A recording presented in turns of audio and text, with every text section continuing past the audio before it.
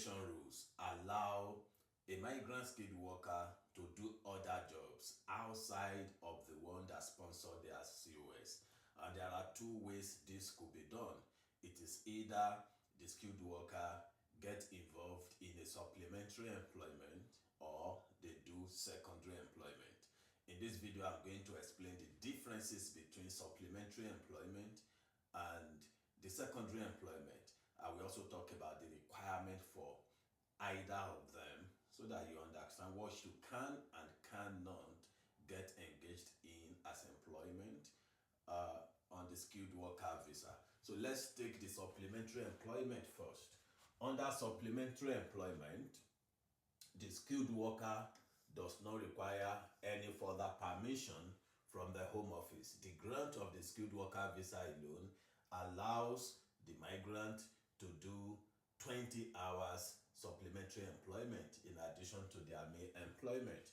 How many hours can this be? Up to 20 hours a week, not more than 20 hours.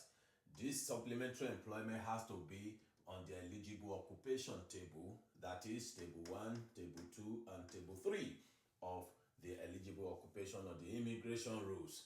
Must the skilled worker continue their main job? Absolutely. The skilled worker must maintain their first job, the main job that sponsored their visa. Otherwise, they will not be qualified to undertake any supplementary employment. Does the skilled worker visa holder need a COS to do this supplementary employment, meaning a second COS? Not at all. A second COS is not required for the supplementary employment for a skilled worker visa holder. So that is for supplementary employment. Now for secondary employment, the skilled worker visa holder will require additional permission from the Home Office. The Home Office has to give express permission for a secondary employment. Why? Because secondary employment can be over 20 hours a week. So if you have a secondary employment, you are allowed to do over 20 hours a week.